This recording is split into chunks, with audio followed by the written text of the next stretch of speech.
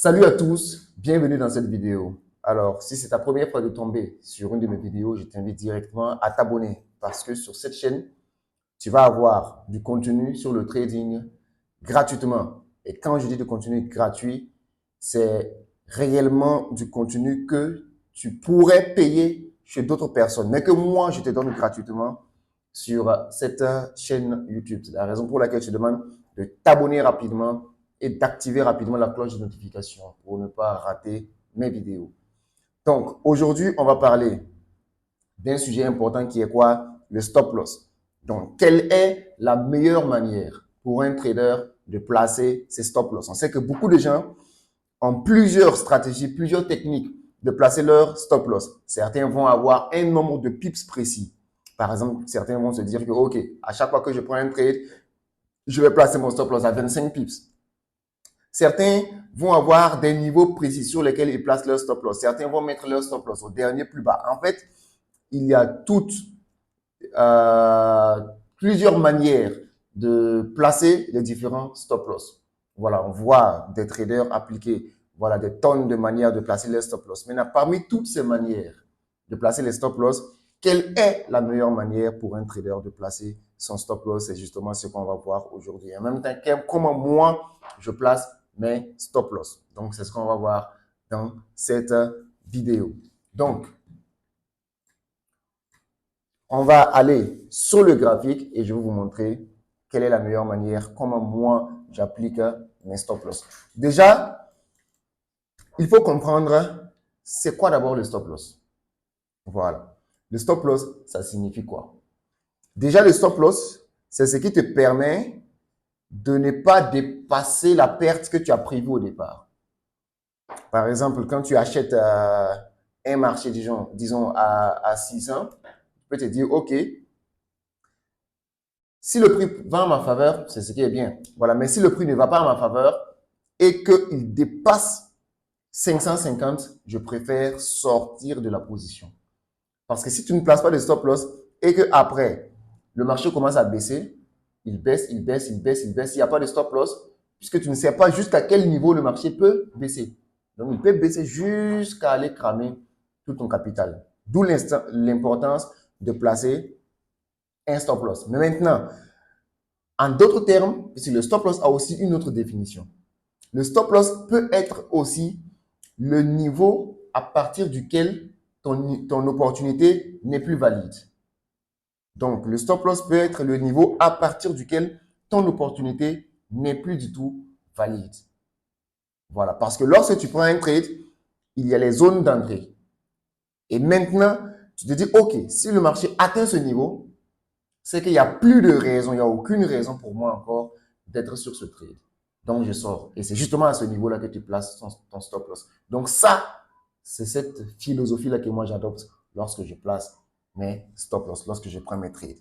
Donc, lorsque vous tradez, il y a ce que j'appelle les zones clés.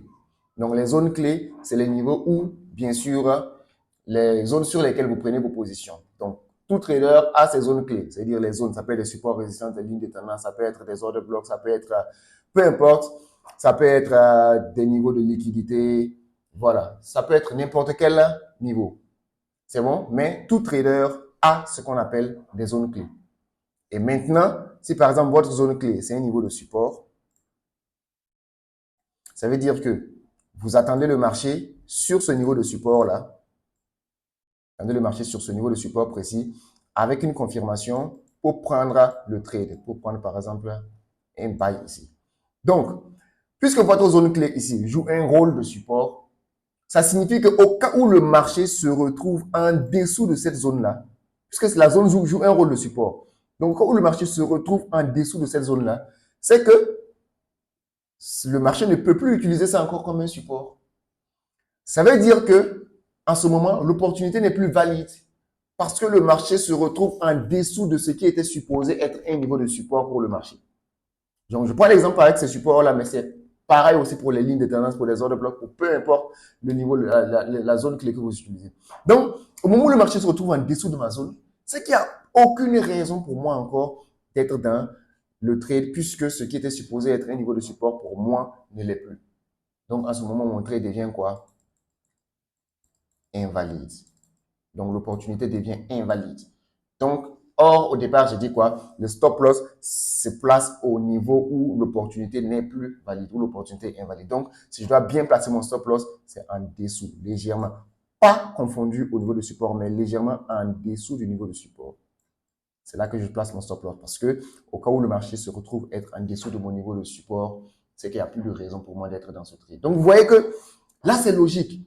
Je ne peux pas dire, OK, moi, je place mon stop loss à chaque fois à 25 pips. Et si les 25 pips, c'est à l'intérieur de mon niveau de support, vous faites quoi? Donc, le stop loss, ce n'est pas vous qui décidez du nombre de pips du stop loss. Le nombre de pips du stop loss va varier d'une opportunité à une autre. Maintenant, ça sera à vous de calculer le lot adéquat en fonction du nombre de pips qu'il y a entre votre entrée et votre stop loss. Voilà. Donc, c'est pas parce que le stop loss est trop écarté que ça signifie que votre perte sera élevée au cas où le marché touche votre stop loss. Non, parce que vous, à chaque trade, vous allez trouver le lot adéquat pour votre stop loss. À chaque trade, vous faites ça. Donc, si c'était un niveau de résistance, c'est pareil. Mettez le stop loss légèrement au-dessus du niveau de résistance parce que c'est là que votre opportunité est invalide. Si c'est une ligne de tendance, vous mettez votre stop loss en bas de la ligne de tendance parce que c'est là que votre opportunité s'invalide. Donc, si par exemple, je vais prendre un exemple rapide sur un niveau de support.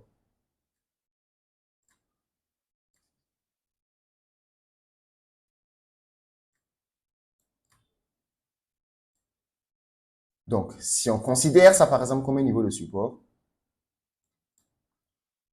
et que vous devriez prendre votre trade ici,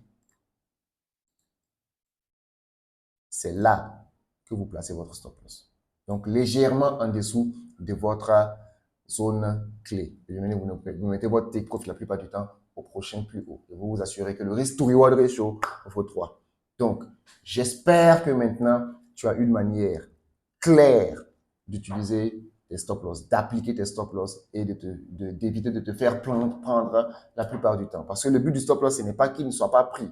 Justement, le stop loss est là pour une bonne raison. Le stop loss est là pour que, au cas où on n'a pas raison, que notre perte ne dépasse pas ce qu'on a prévu. Voilà, le stop loss n'est pas là pour ne pas être touché. Le stop loss, justement, est là pour que, au cas où on n'a pas raison, pour que voilà, la perte ne dépasse pas ce qu'on a prévu de perdre.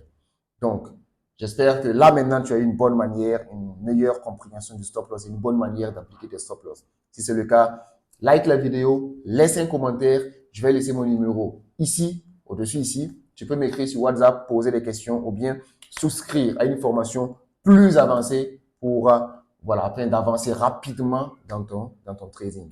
Abonne-toi si ce n'est pas encore fait. On se retrouve dans une prochaine vidéo.